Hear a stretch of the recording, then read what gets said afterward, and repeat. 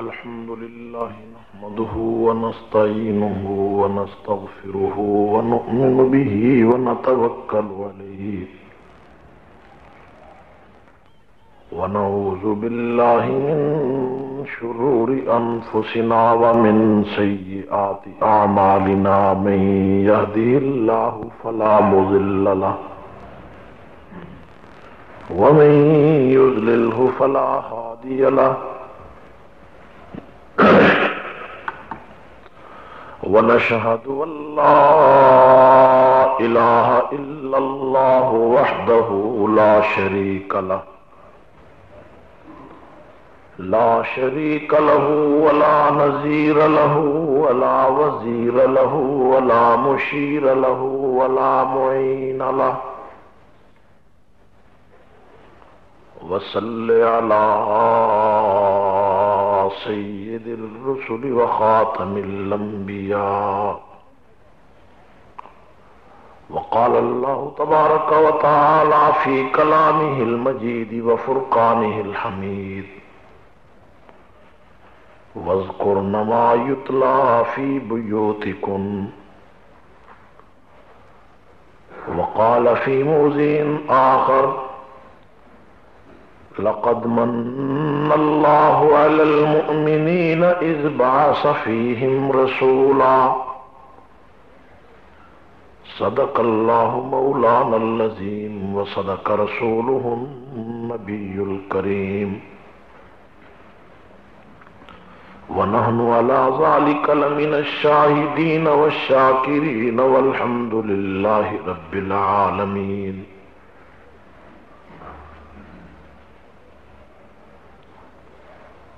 جس دور پہ نازاں تھی دنیا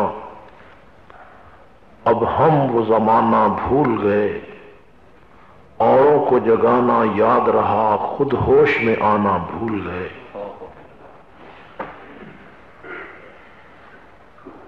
منہ دیکھ لیا آئینے میں پر داغ نہ دیکھا سینے میں، دل ایسا لگایا جینے میں مرنے کو مسلمان بھول گئے. اذان تو اب بھی ہوتی ہے مسجد کی فضا میں اے انور، جس ضرب سے دل ہل جاتے تھے وہ ضرب لگانا بھول گئے. آدمی کا جسم کیا ہے جس پہ شیدا ہے جہاں، ایک مٹی کی عمارت ایک مٹی کا مکان، خون کا گارا بنایا اینٹ جس میں ہڈیاں، چند سانسوں پر کھڑا ہے یہ خیالی آسماں. موت کی پرزور آندھی آ کے جس دم ٹکرائے گی یہ عمارت ٹوٹ کر پھر خاک میں مل جائے. میرے واجب احترام قابل صد احترام لیڈز برطانیہ کے مسلمانوں، مجھے آج بڑی خوشی ہے کہ آج کا یہ پروگرام مسلم گرلز ہائی اسکول کی طرف سے اس سینٹر میں منعقد کیا گیا ہے اور اس کا اصل مقصد مسلمان بچیوں کی فلاح و بہبود ہے. یہ جذبہ، یہ محبت، یہ کاوش اور سعی پیہم اور جہد مسلسل جو مسلمان بچیوں کی فلاح و بہبود اور دینی تعلیم کے لیے اجاگر ہوا ہے، اس جذبے کی جتنی تعریف کی جائے کم ہے. اس فکر میں جتنے نوجوان جتنے افراد کام کر رہے ہیں میں ان کو دل کی گہرائیوں سے مبارکباد پیش کرتا ہوں اور میں انہیں آج ہی اس بات پر خراج تحسین پیش کرنا چاہتا ہوں کہ یہ وہ کام ہے کہ جس کی کوئی مثال نہیں. یہ لازوال اور لاجواب کام ہے. اس میں ایک بہت بڑی عمارت بن رہی ہو اور اس میں ایک آدمی ایک اینٹ لگائے تو میں سمجھتا ہوں کہ اس کا امکان ہے کہ اس ایک اینٹ لگانے کے بدلے میں اللہ تعالیٰ راضی ہو جائے. یہ ایسا کام ہے. آپ حضرات کو جو یہاں عرصہ دراز سے برطانیہ میں مقیم ہے، اس کا احساس ہونا بڑی بات ہے. میں آج سے تقریباً کوئی 6, 7, 8 سال پہلے بھی جب آیا تھا شروع میں، تو میں دیکھتا تھا ان باتوں کا احساس ہی کسی کو نہیں تھا، اس کی طرف کوئی توجہ نہیں تھی. میں نے برمنگم میں، لندن اور گلاسکو اور اسکاٹ لینڈ کے دوسرے شہروں میں کئی جلسوں میں اس کو دہرایا تھا کہ تم اپنے آپ کو تباہی میں مت ڈالو. اگر تم نے لڑکے اور لڑکیوں کی تعلیم کے لیے ایجوکیشن بورڈ اور سینٹر قائم نہ کیے تو تم، اس کا مطلب یہ ہے کہ تم اپنی اولاد کو مرتد ہونے کے لیے کافروں کے قبضے میں دے رہے. اس کے بغیر کوئی چارہ کار نہیں تھا. لیکن کئی دفعہ یہاں آنے کے بعد، جب اس دفعہ میں آیا ہوں اور مجھے معلوم ہوا ہے کہ یہاں لڑکوں کی تعلیم کے لیے 8 مدارس عربیہ برطانیہ میں قائم ہو چکے ہیں اور بچیوں کی تعلیم کے لیے ابھی 2-3 مدرسے قائم ہوئے ہیں اور اس پر بہت زیادہ کام ہو رہا ہے. مجھے بڑی خوشی ہوئی اور میں اس پر آپ کو خراج تحسین پیش کرتا ہوں. میرے بھائیوں، جلسے ہوتے رہتے ہیں، تقریریں بھی ہم کرتے رہتے ہیں.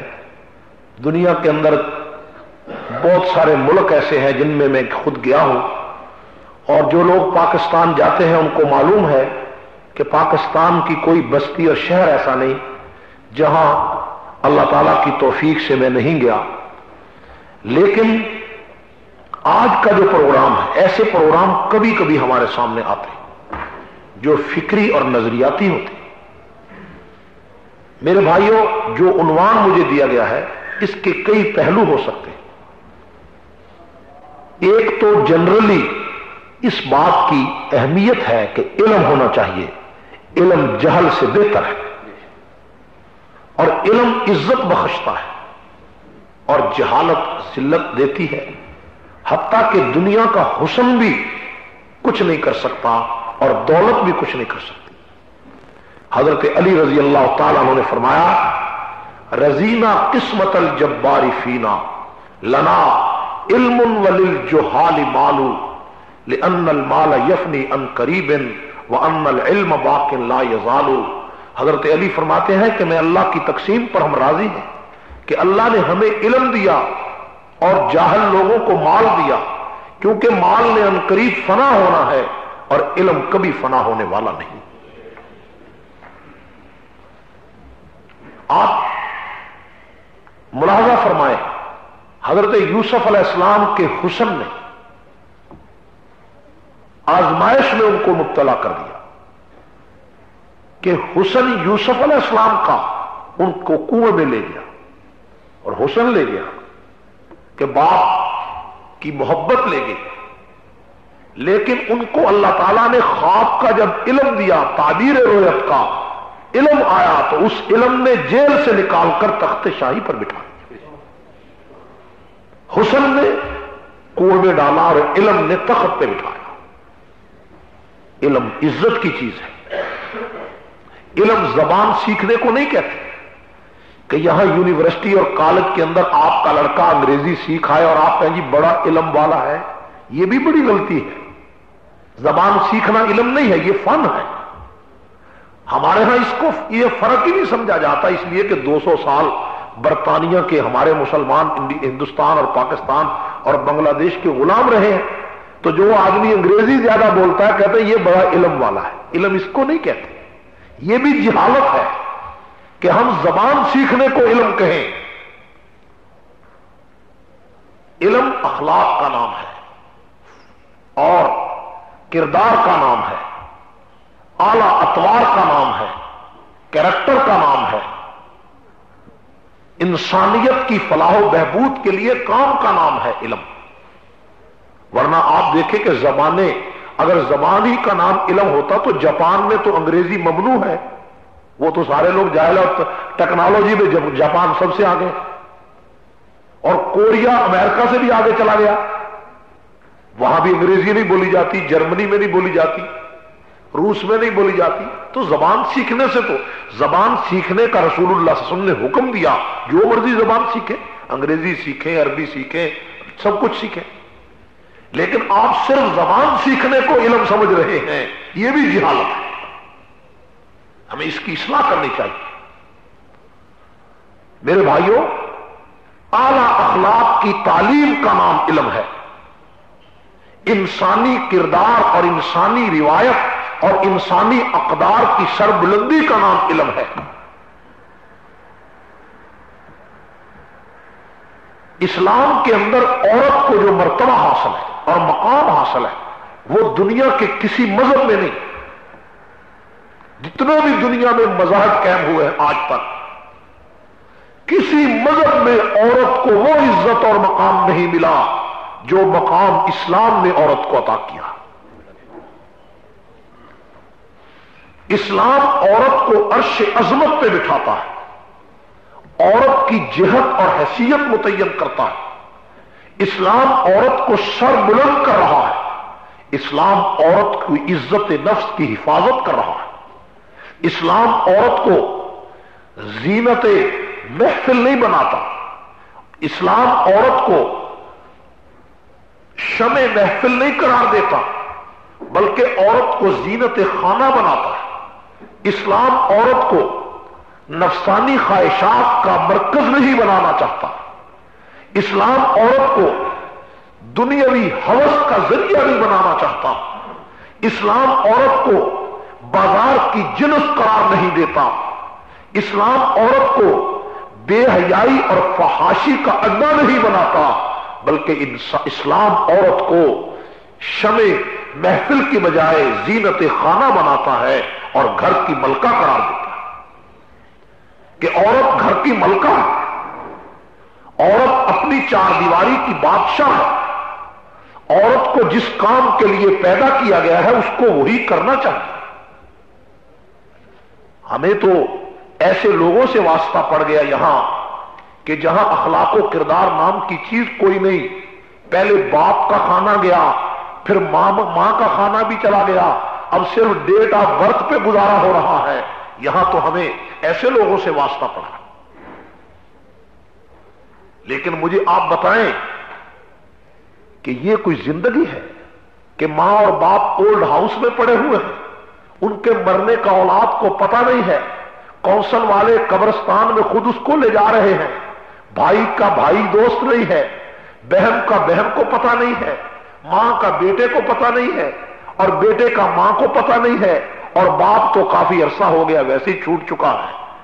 تو یہ تہذیب ہے، یہ کلچر ہے. میرا اور تیرا تو یہ کلچر نہیں ہے. ہم تو اس سے بہت آگے ہیں.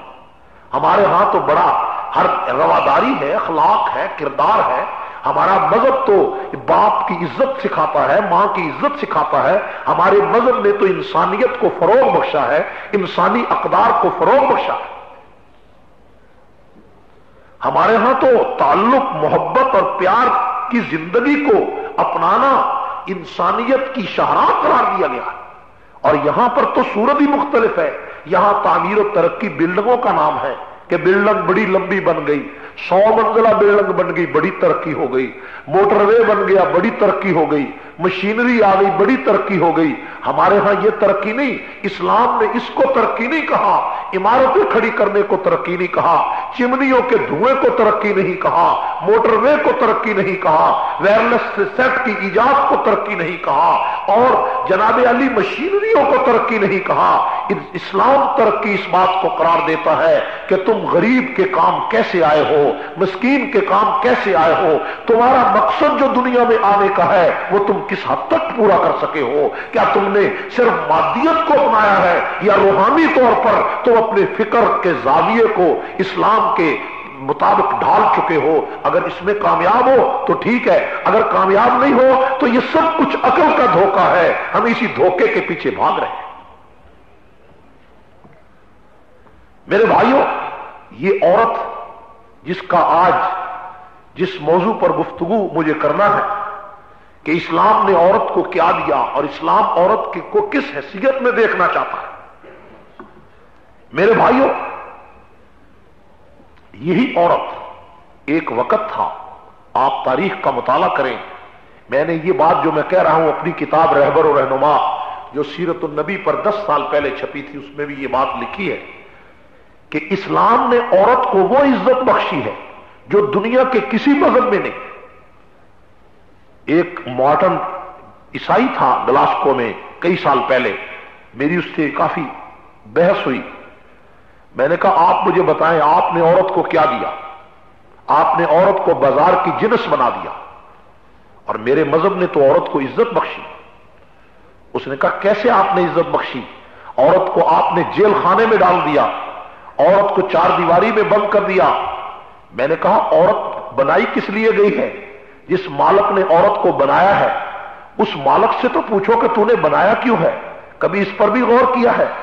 ایک لاؤڈ سپیکر ہے میں نے بنایا آواز کے لیے، آپ اس لاؤڈ سپیکر کو کھونڈی کے طور پر استعمال کریں تو لوگ آپ کو کہیں گے پاگل ہو گیا ہے، یہ تو آواز پہنچانے کے لیے لاؤڈ بنایا گیا ہے، لیکن آپ اس کو کھونڈی کے طور پر لے کر پھریں گے، کہیں گے یار اس کو تو پتہ نہیں، بے وقوف کو جلا ہو گیا ہے، اس کو پتہ نہیں یہ لاؤڈ سپیکر کیوں بنایا، تو جاہل ہو گیا۔ تو میں تمہیں جاہل سمجھتا ہوں کہ تم نے بنانے والے مالک سے ہی نہیں پوچھا کہ یہ عورت بنائی کس لیے ہے، اس سے پوچھے بغیر اس کو دوسرے کاموں میں لگا دیا ہے۔ تمہیں تو عورت کی تخلیق اور ترویج کا اور نشو و نما کا اور اس کے آنے کا مقصد ہی معلوم نہیں کہ اس کے آنے کا مقصد کیا۔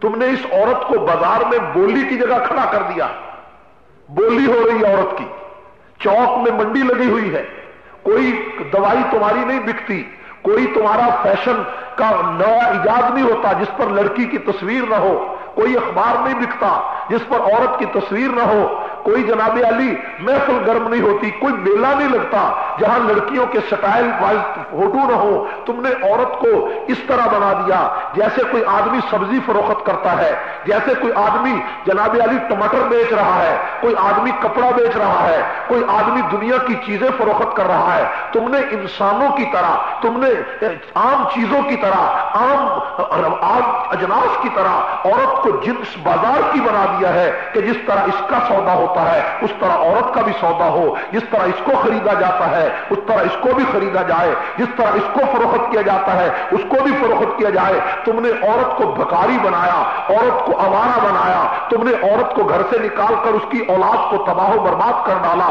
16 سال تک بچے تباہ و برباد ہو گئے، بعد میں وہ تمہارے رہتے نہیں ہیں، ان کو اپنی ماؤں کا پتہ نہیں، باپ کا پتہ نہیں، بیٹوں کا پتہ نہیں۔ تم نے تو عورت کو بھکاری اور آوارہ گرد بنا کر دنیا میں چھوڑ دیا، اور اس آوارہ گردی کو تم آزادی کہتے ہو، میں اس آوارہ گردی کو حماقت کہتا ہوں۔ آؤ میں تمہیں بتاتا ہوں کہ اسلام نے عورت کو کیا دیا۔ اسلام نے عورت کو وہ عظمت بخشی، وہ عزت بخشی کہ اسلام سے پہلے عورت کی کیا حیثیت تھی، پہلے اس پر غور کریں۔ جب دنیا کے اندر رسول اللہ صلی اللہ علیہ وسلم تشریف نہیں لائے تھے تو دنیا کی حالت بڑی عجیب تھی، دنیا ساری تباہ و برباد ہو گئی تھی۔ اس وقت دنیا کے اندر 2 بڑی تہذیبیں تھیں، ایک تہذیب کیسر روم اور کسرا ایران کی تھی اور ایک عرب کے بدوؤں کی تہذیب تھی۔ آپ اس پر غور کریں تو آپ کو پتہ چلے گا کہ عورت کہاں سے کہاں پہنچی، عورت کو عزت کتنی بخشی گئی۔ وہ لوگ جنہوں نے اس دور میں عورت کو بازار کی جنس بنایا تھا، ان کے اس فیشن ایبل طریقہ کار کو قرآن نے کیا کہا؟ قرآن کھول کر دیکھو، قرآن کہتا ہے وَلَا تَبَرَّجْنَ تَبَرُّجَ الْجَاهِلِيَّةِ الْأُولَى، عورت کو پہلی جاہلیت کی طرف مت لے جاؤ، اور ان جاہلیت کی طرح عورت کے زیورات، عورت اپنے پاؤں کے جناب زیورات کو جاہلیت کی طرح چھنکار کر لوگوں کو متوجہ مت کریں۔ یعنی اگر کیسر روم اور کسرا ایران جو اس وقت دنیا کی 2 بڑی طاقتیں تھیں، جس طرح آج امریکہ یا کچھ عرصہ پہلے روس کی طاقت تھی، تو اتنی بڑی بڑی 2 طاقتیں، ان طاقتوں میں عورت کیا تھی؟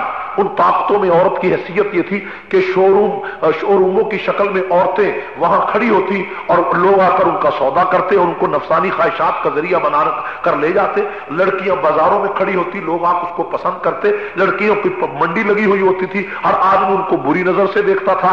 और ये जो बात थी उस दौर के अंदर कि औरत बाजार की जिनस बन गई थी और औरत बाजारों में खड़ी है, बनाव संगार करके खड़ी है, कपड़े फैशनेबल बनाकर खड़ी है और नाखून और दांत सजाकर खड़ी है, और जनाब कपड़े इस तरह है कि आधे नंगे हैं और आधे लिबास पहना हुआ है। ये चीज थी। अल्लाह ताला ने अपने कुरान में कहा कि वला तबर्रजन तबर्रुजल जाहिलियतिल उला, ये जाहिलियत उला है। इस जाहिलियत उला को लौटाना बहुत बड़ा गुनाह होगा। तो उस तरह अपने पांव को न छनकारो जिस तरह पहली जाहिलियत में औरतें बाजारों में आकर अपने आप को छनकार कर पेश किया करती।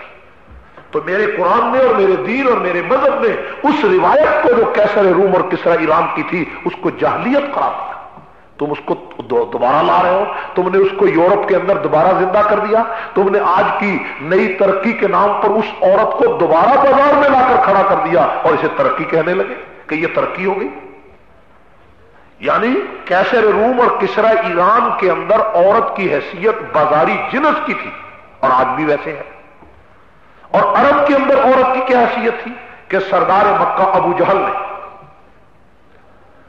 कानून बना दिया था कि जिसके घर में बच्ची पैदा हो उस बच्ची को जिंदा दफन कर दिया जाए ताकि लड़कियां दुनिया के अंदर खत्म हो जाए।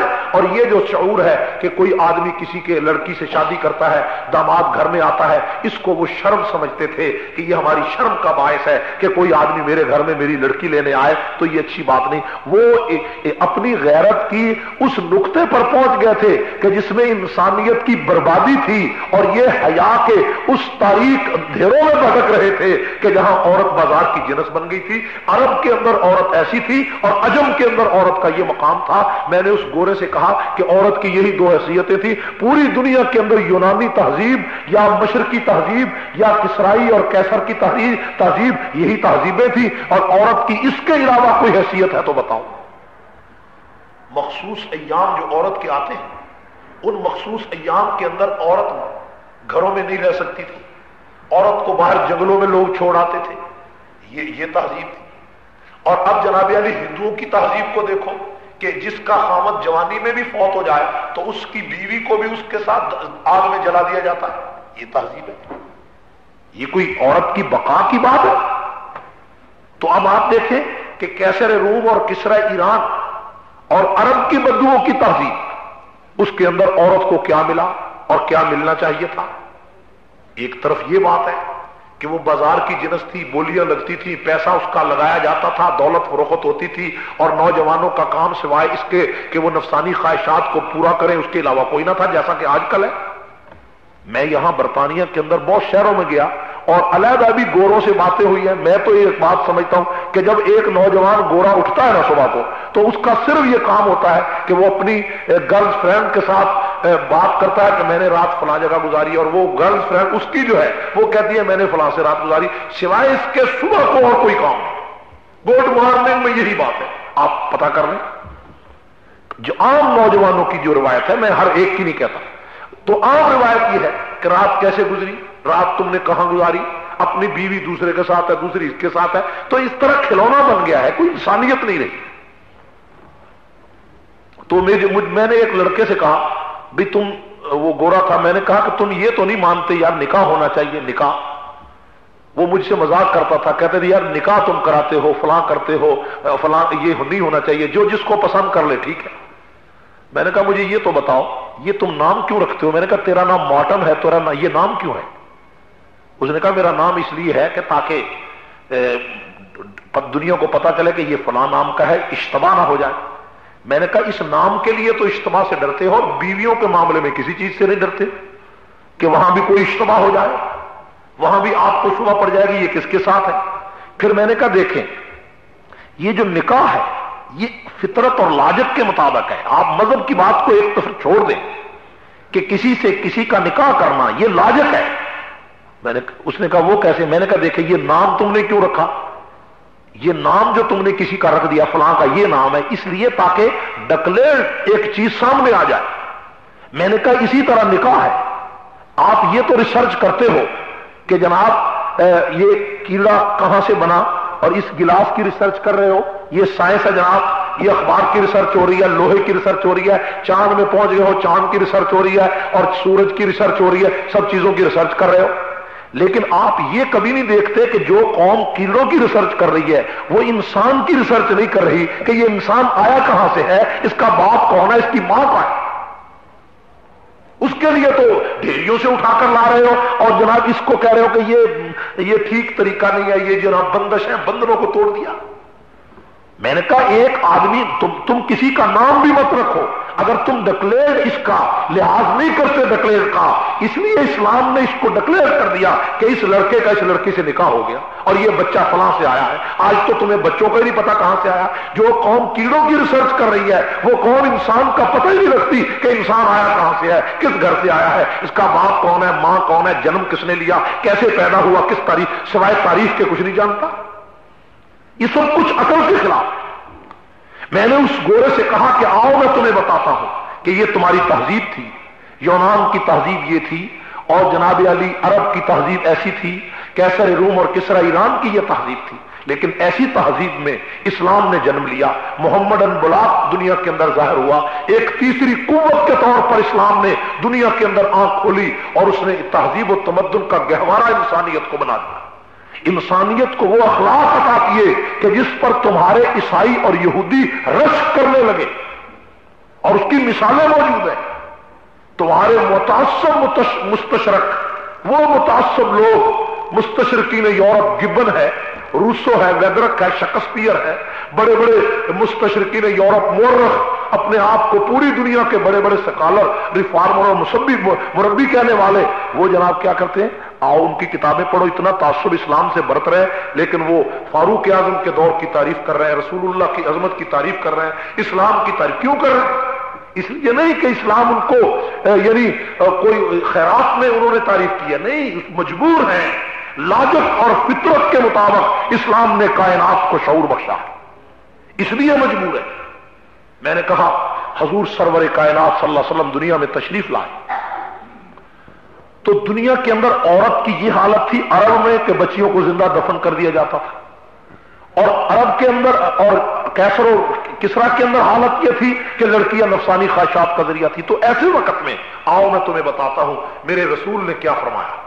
حضور سرور کائنات صلی اللہ علیہ وسلم نے ان بچیوں کے معاملے میں آپ نے ارشاد فرمایا کہ جو آدمی میری امت میں دو بچیوں کو تربیت کر کے ان کو اخلاق اور تہذیب سکھا کر ان کو بالغ کر کے ان کی شادی کر دے گا، میں محمد قیامت کے دن اس کی جنت کی ضمانت دیتا ہوں. یعنی جو دنیا کے اندر سب سے بڑی کامیابی سمجھی جاتی ہے کہ جنت کا حاصل ہونا، وہ رسول اللہ صلی اللہ علیہ وسلم نے دو بچیوں کی تربیت کے نتیجے میں عطا کرنے کا اعلان کر دیا. بچیوں کی کہ جس بچی کو عرب کے اندر لوگ زندہ دفن کر دیتے تھے، اسلام کے پیغمبر نے اس بچی پر کتنی رحمت کر دی ہے کہ اس کے بارے میں کہا کہ صرف یہ نہیں کہ بچی پیدا ہو، تربیت ہو، نہیں، فرمایا جب تک شادی نہ ہو. عرب کے اندر بچی پیدا ہوتی تھی اس کو دفن کر دیا جاتا تھا. بچی پیدا ہوتی تھی، قرآن کہتا ہے وَإِذَا بُشِّرَ أَحَدُهُم بِالْأُنثىٰ، قرآن کہتا ہے کہ جب ان کو بچی کی خوشخبری دی جاتی تھی کہ بچی پیدا ہو گئی تو ان کا چہرہ سیاہ ہو جاتا تھا.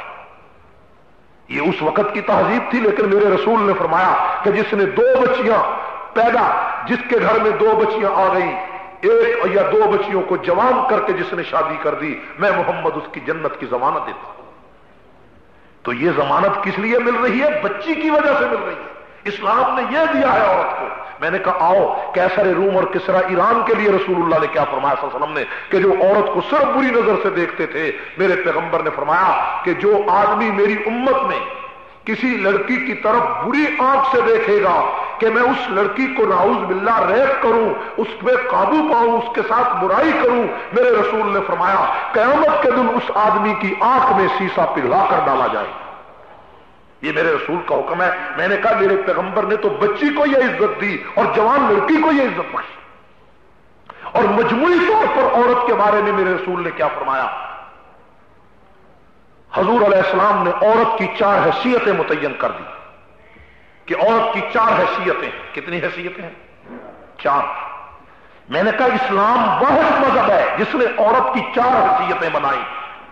جب سے دنیا بنی ہے آج تک اسلام کے علاوہ کسی مذہب نے عورت کی 4 حیثیتیں متعین نہیں کی. 4 حیثیتیں متعین کر کے اس کو عزت دی، اس کو عظمت دی، اور ایک ایسی بات دے دی جس دنیا کے کسی مذہب میں ہو نہیں سکتی. عورت کی 4 حیثیتیں متعین کی. ایک حیثیت یہ بتائی کہ عورت بیٹی ہے، عورت تمہاری بیٹی ہے. بیٹی کے علیحدہ تقاضے رکھے کہ اس بیٹی کی تربیت کرو اور جنت پاؤ. جو بیٹی کی تربیت کر کے شادی کرے گا میں اس کی جنت کی ضمانت دیتا ہوں. ایک حیثیت یہ رکھی. اور ایک عورت کی حیثیت رکھی بہن کی کہ یہ تیری بہن ہے، یہ تیری آبرو ہے، اس کی ذمہ داری تجھ پر ہے. اگر اس کا باپ نہیں ہے تو ذمہ داری تیرے اوپر ہے. اور تیسری حیثیت عورت کی بیوی کی ہے کہ یہ تیری بیوی ہے. اور کیا حق ہے کہ عورت اگر تیری بیوی، اس کا سارا خرچہ تیرے ذمہ ہے، اس کو کارخانے میں بھیجنے کی ضرورت نہیں پڑے گی، اس کو بازار میں آ کر کاروبار کرانے کی ضرورت نہیں پڑے گی. ہاں یہ تیری بیوی ہے، تیرے ذمے ہے کہ اس کا خرچہ تو بازار سے کمائے اور لا کر اس کو گھر دے. یہ در در پہ کیوں پھرے، یہ سارا دن گھاس کیوں یعنی کاٹے، اور یہ سارا دن جناب بازار میں کیوں پھرے، در در کے اندر کیوں پھرے. اس کو ملکہ بنا کر گھر میں بٹھا دیا. یہ ملکہ ہے، یہ کسی کی غلام نہیں ہے، نوکر نہیں ہے. یہ تو گھر میں آرام سے بیٹھی ہے، خاوند کما کر لائے گا، اس کو کھلا دے گا، پیسے دے دے گا. عورت کو عزت بخشی ہے. تم نے عورت کو رلا دیا ہے، تم نے عورت کو گھر گھر میں پھرایا ہے، تم نے عورت کو قہوہ خانوں میں بٹھا دیا، تم نے عورت کو چکلوں میں بٹھا دیا، تم نے عورت کو شراب خانوں میں بنا دیا، تم نے عورت کو ناچ گانے کا ذریعہ بنا دیا، تم نے عورت کو کمائی کے ذریعے بنا دیے. اور میرے پیغمبر کے دین نے عورت کو بیوی قرار دے کر کہا کہ سارا دن دھکے تم کھاؤ، کارخانے میں تم جاؤ، ملازمت تم کرو، اور جو خرچہ ملے آ کر عورت کا خرچہ ادا کرو. تو اسلام نے عورت کی تیسری حیثیت متعین کر کے اس کو تو ملکہ ثابت کیا ہے، اس کو نوکر نہیں بنایا ہے. اور اسلام نے چوتھی حیثیت متعین کی. اور چوتھی حیثیت کتنی بلند ہے کہ اسلام نے کہا کہ عورت تیری ماں ہے، اور جو عورت تیری ماں ہے تو جنت اس کے قدموں کے نیچے. الجنت تحت اقدام الامہات. کون سی جنت جس کی تلاش میں ہر آدمی پھرتا ہے؟ دیکھیں 1400 سال ہو گئے، قیامت تک آنے والی نسلوں کو دیکھیں. تسبیح لے کر پھرتے ہو جنت کے لیے، نماز پڑھتے ہو جنت کے لیے، روزہ رکھتے ہو جنت کے لیے، حج کرتے ہو جنت کے لیے، زکات دیتے ہو جنت کے لیے، خیرات کرتے ہو جنت کے لیے، داڑھی رکھتے ہو جنت کے لیے، اللہ اللہ کرتے ہو جنت کے لیے. اور ساری دنیا جس جنت کے لیے پاپڑ بیل رہی ہے، 1400 سال پہلے میرے رسول نے اسی جنت کو عورت کے پاؤں کے نیچے رکھ دیا. اور اس عورت کے پاؤں کے نیچے، یعنی وہ اگر ماں ہے تو اس کے قدموں کے نیچے وہ جنت ہے. یعنی اگر جنت کو تلاش کرنا ہے تو ماں کے قدموں کے نیچے تلاش. الجنت تحت اقدام الامہات. تو اسلام نے عورت کی یہ 4 حیثیتیں متعین کی، اور ان 4 حیثیتوں کے مطابق عورت کو سر بلند کر دیا. ایک عورت حضرت رابعہ بصری رحمت اللہ علیہا، ایک بہت برگزیدہ خاتون گزری. ایک بزرگ حضرت حسن بصری تشریف لائے، آپس میں بات ہوئی، بے تکلفی ہو گئی، پردے میں گفتگو ہو رہی ہے تو مرد اور عورت پر بات ہونے لگی. تو حضرت حسن بصری نے فرمایا عورت کو کہ تم جتنی بھی بلند ہو لیکن نبوت صرف مرد کو ملتی ہے، عورت نبی نہیں بنتی. تو اس عورت نے کہا کہ عورت نبی بنتی تو نہیں ہے، نبی جنتی تو ہے. عورت نبی کو جنم تو دیتی ہے، عورت نبی بنتی تو نہیں. حضور علیہ السلام نے فرمایا مرد بہت کامل گزرے ہیں لیکن عورتوں میں 3 عورتیں کامل گزری. ایک فرعون کی بیوی آسیہ بنت مزاحم، ایک مریم بنت عمران، اور ایک عائشہ صدیقہ رضی اللہ تعالی عنہن. میرے بھائیوں صرف حضرت عائشہ پر ریسرچ کرو رضی اللہ تعالیٰ عنہ. ایک عورت حضرت عائشہ، ایک عورت. یہ علیحدہ بحث ہے کہ حضرت عائشہ رضی اللہ تعالیٰ عنہ کی عمر حضور سے شادی کے وقت کتنی تھی. چھوٹی عمر تھی. سارا واقعہ تفصیل سے موجود ہے. لیکن یورپ کا اور گوروں کا یہ اعتراض کہ رسول اللہ صلی اللہ علیہ وسلم نے کئی شادیاں کی، کیوں شادیاں اتنی کی، یہ بحث علیحدہ ہے. لیکن میں ضمنی طور پر اس کا جواب دینا چاہتا ہوں. آپ اس ایسے ملک میں ہیں جہاں جس گورے سے لمبی بات مذہب کی کرو وہ نبی کی شادیوں پر اٹیک کرتا ہے یا نہیں کرتا؟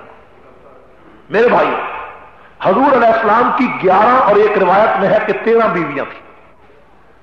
اور العیاذ باللہ پیغمبر علیہ السلام کے بارے میں یہ کہنا کہ وہ نفسانی خواہشات رکھتے تھے، یہ بہت بڑی دجل اور فریب اور جھوٹ ہے، عقل کے خلاف. میں نے ایک مرتبہ ایک عیسائی تھا، اس سے بات کی. اس نے یہ اعتراض کیا. میں نے کہا حضور علیہ السلام کو زیادہ شادیوں کی اجازت اسلام پھیلانے کے لیے ملی کہ مردوں کے اندر تو کتنے مرد ہیں دنیا کے اندر، 1,44,000 صحابہ تھے جو دین پھیلا رہے تھے. لیکن عورتوں میں جو رسول اللہ صلی اللہ علیہ وسلم کی زندگی کے قریب عورتیں ہوں ان کی بھی ایک تعداد کی ضرورت تھی. تو اللہ تعالیٰ نے زیادہ عورتوں سے نبی کو شادی کی اجازت اس لیے دی تاکہ عورتوں کی ایک بڑی تعداد پیغمبر کی خلوت کی زندگی کی گواہ ہو جائے اور گواہ ہو کر اس دین کو پوری دنیا میں پھیلائے. میں نے کہا دیکھیں اگر نعوذ باللہ پیغمبر علیہ السلام نفسانی خواہشات کی طرف متوجہ رہتے تو آپ سب سے پہلی شادی کسی بیوہ عورت سے نہ کرتے. ایسی عورت جس کا کوئی سہارا نہ ہو. یہ بھی عرب کے رواج کی وجہ سے تھا کہ عرب کے اندر بیوہ عورت شادی کر نہیں سکتی تھی. بیوہ عورتیں دھکے کھاتی تھی، بیوہ عورتیں تباہ و برباد ہو جاتی تھی. جوانی میں خامد بیوہ ہو گیا اور عورت در بدر پھرتی تھی. عورت ساری زندگی تڑپ تڑپ کر رہ جاتی تھی. دنیا کا سب سے بڑا پیغمبر آیا اور اس پیغمبر نے کہا کہ وہ دنیا کے لوگوں میں محمد خود بیوہ عورت کو سہارا دیتا ہوں. چنانچہ اس بیوہ عورت کو جس کے 2 نکاح پہلے ہو چکے تھے، خاوند فوت ہو چکے تھے، پیغمبر علیہ السلام نے اس بیوہ عورت سے شادی کی جس کی عمر 40 سال تھی. حضور علیہ السلام کی عمر 25 سال تھی. نعوذ باللہ نفسانی خواہشات والا آدمی کبھی 40 سال کی اور بوڑھی عورت سے شادی نہیں کرتا. بوڑھی عورت سے شادی کرنے کا مطلب ہے کہ عورت کو سہارا دیا جائے کہ ایک پیغمبر ہے، اللہ کا رسول ہے اور اس کی عمر 25 سال ہے، جوان ہے اور وہ 25 سال کی عمر ہے اور جس سے شادی کر رہا ہے وہ 40 سال ہے. تو 40 سال کی بیوہ عورت سے شادی کرنا حقیقت میں بیوہ عورت کو اوبلائز کرنا ہے، بیوہ عورت کو سہارا دینا. اور پیغمبر علیہ السلام کی جتنی بھی شادیاں ہوئی ہیں تمام بیوہ عورتوں سے ہوئی ہے، ایک حضرت عائشہ کے علاوہ رضی اللہ تعالیٰ. حضرت عائشہ سے شادی کیوں ہوئی جوانی میں، کنواری حالت میں؟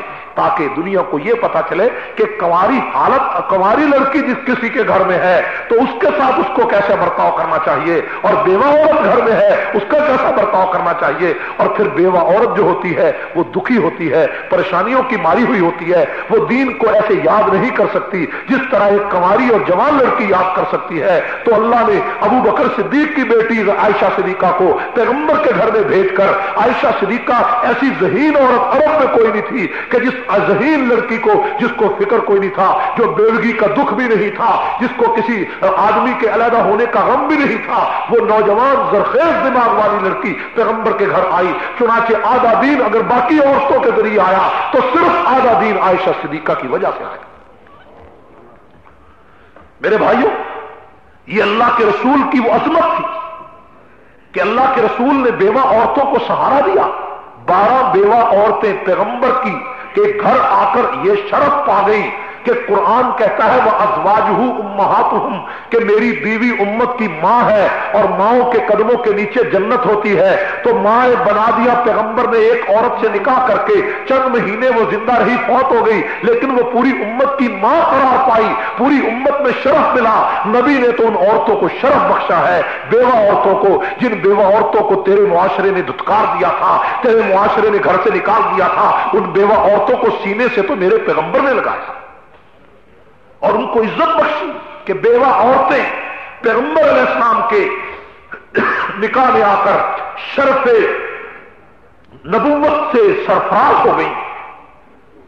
मेरे भाइयों, हजूर अलैहिस्सलातु वस्सलाम ने औरत को 4 हैसियतें दी। लेकिन एक बात मैं दरमियान में यहां यह कहना चाहता हूं कि ये जो कुछ भी हो रहा है, ये सब कुछ हमारा अपना किया धरा है। हमने औरत की इस्लाह की तरफ कोई तवज्जो नहीं की। ये नहीं हो सकता कि मर्द तो आलिम बने और औरत आलिम ना बने। मर्द तो सब कुछ दीन को जाने और औरत ना जाने। क्यों ना जाने? हमने तवज्जो नहीं की, हमारी गलती है। वरना पहले अदवार में तो ऐसा नहीं होता था। एक ऐसा दौर भी मुसलमानों पर गुजरा है कि जिस तरह मर्द आलिम हुआ करते थे, इस तरह औरतें भी बड़ी बड़ी आलिमा थी। हजरत अमीर मुआविया रजी अल्लाह ताला अन्हो से पूछा गया, अमीर मुआविया रजी अल्लाह ताला अन्हो से सवाल किया एक आदमी ने तुमिश्क में कि औरतों के बारे में कुछ इरशाद फरमाएं। तो हजरत मुआविया रजी अल्लाह ताला अन्हो फरमाते हैं कि औरतों में बड़ी बड़ी बरगुजीदा औरतें। ये खुतबा खत्म हुआ तो उस आदमी से हजरत मुआविया रजी अल्लाह ताला ने पूछा कि बताओ इस वक्त रूए जमीन का सबसे बड़ा आलिम कौन है? तो एक आदमी मजमे में कहने लगा आप हैं। हजरत मुआविया ने उसके मुंह पे तमाचा मारकर कहा कि तू मेरी खुशामद करता है। तो उस लड़के ने आगे से क्या कहा? उसने कहा अगर सच्ची बात कहते हो तो बताऊं कि इस वक्त रूए जमीन की सबसे बड़ी आलिमा आयशा सिद्दीका है। सहाबा कहते हैं कि फिका का कोई मसला, हदीस का कोई मसला जब हमें नहीं आता था तो हजरत आयशा के दरवाजे पर जाते, चंद मिनटों में हजरत आयशा वो मसला हल कर देती थी। इतना बड़ा इज़ाज एक औरत को मिला, एक औरत को अजमत मिली। मेरे भाइयों, मैं अर्ज ये कर रहा था कि औरतें भी आलिमा हुआ करती थी। बगदाद के अंदर एक ऐसा दौर आया कि हर घर के अंदर पढ़ी लिखी खातून और औरतें होती थी। हमारे यहां तो पढ़ा लिखा उसी को कहते हैं ना जिसने जेसीसी या ये अपना अंग्रेजी की तालीम हासिल की वो पढ़ी हुई है। हालांकि पढ़ा हुआ कहते हैं दीन के इल्म को। इल्म नाम है पैगंबर के दीन की तालीम का। हमारे यहां इसको पढ़ा नहीं कहते, ये कहते ये मौलवी है और फलां आदमी पढ़ा लिखा है। यानी जो आलिम पूरा पढ़ा हुआ है उसे कहते हैं ये अकेला मौलवी है, और फलां आदमी जो अंग्रेजी की स्पेलिंग जानता है वो जनाब पढ़ा हुआ है, हमें पढ़ा हुआ उसको कहते हैं। ये हमारी जहालत है। हमें इल्म ही नहीं है कि इल्म कहते किसको। जबान का सीखना इल्म नहीं है, जैसा कि मैंने कहा। तो मेरे भाइयों, उस जमाने में पढ़ी लिखी औरतें हुआ करती थी। तो एक लड़की वो दर्ज देती थी हदीस का बगदाद में, औरतों के इज्तिमा में। उस लड़की के हुस्न का शोहरा पूरे इलाके में फैल गया कि पूरे इलाके में लोग कहते थे कि ये आलिमा भी बहुत बड़ी है और हसीन भी बड़ी है। तो बड़े बड़े उलमा ने ख्वाहिश की कि इसके साथ हमारा निकाह हो। उन्होंने निकाह के पैगाम भेजे। निकाह का पैगाम किसी को भेजना लड़की को यह कोई ऐब नहीं था अरबों में। हमारे यहां निकाह का पैगाम भेजना ऐब है और बगैर निकाह के लेकर चले जाना कोई ऐब नहीं है। वो फ्रेंडशिप है। ये ऐसी बात है, वो अय्यूब खान का दौर था तो वहां पाकिस्तान में कौमी, उस वक्त 2 पाकिस्तान थे, मशरकी और मगरबी पाकिस्तान। तो अय्यूब खान ने कानून बना दिया कि कोई आदमी दूसरी बीवी से शादी नहीं कर सकता पहली बीवी की इजाजत के बगैर। यह कानून आली कवानीन में यह भी एक बात शामिल थी। तो वहां मौलाना गुलाम गौस हजारवी असेंबली के मेंबर थे। उन्होंने खड़े होकर कहा कि ये खलीकुज़्ज़मा जो वजीर हैं आपके, इनके यहां 2 औरतें हैं, 2 बीवियां हैं, आपके कानून की खिलाफ वर्जी तो ये कर रहे हैं। तो खलीकुज़्ज़मा खड़े हो गए, कहने लगे कि वो एक तो मेरी बीवी है, दूसरी बगैर निकाह के रखी हुई है। तो अय्यूब खान ने कहा अगर बगैर निकाह के है फिर कोई बात नहीं, फिर बिल्कुल ठीक है। तो हमारे यहां इसको ऐब समझा गया कि ये निकाह करना। तो वहां रवाज ये था कि किसी को पैगाम भेजना कि मैं तेरे साथ निकाह करना चाहता हूं, इसको ऐब नहीं समझा जाता था और ऐब होना भी नहीं चाहिए। ये क्या ऐब है निकाह की बात का? तो उस लड़की को पैगाम भेजा गया। तो उस लड़की ने आगे से अजीबो गरीब शर्त लगा दी। उस लड़की ने कहा कि मैं उस मर्द आलिम से निकाह करूंगी कि जो इल्म के अंदर मुझसे ज्यादा हो। और इल्म के अंदर ज्यादती कैसे पता चलेगी? वो आकर मुझसे बहस करे। मैं पर्दा करती हूं اور پردے میں دونوں طرف علیحدہ علیحدہ بیٹھ جائیں گے، میں اس سے سوال کروں اور وہ مجھ سے سوال کرے، اور جو جیوری بیٹھے وہ فیصلہ کرے کہ علم کس کا زیادہ ہے۔ چنانچہ وہاں بغداد کے بڑے بڑے علماء نے زور آزمائی کی، وہ شادی کے خواہش مند تھے اور بڑی بحثیں ہوئی، ایک پورے 6 مہینے کا وقت گزر گیا تو کوئی عالم اس لڑکی سے علم میں بڑھ نہیں سکا۔ ایسی عالمہ تھی، قرآن کی ہر آیت کی تفسیر کرتی تھی، ہر حدیث کا ترجمہ پیش کرتی تھی، ایک ایک آیت پر 10 مطلب بیان کرتی تھی، فقہ قرآن سے نکالتی تھی، حدیث نکالتی تھی، مسائل پیش کرتی تھی۔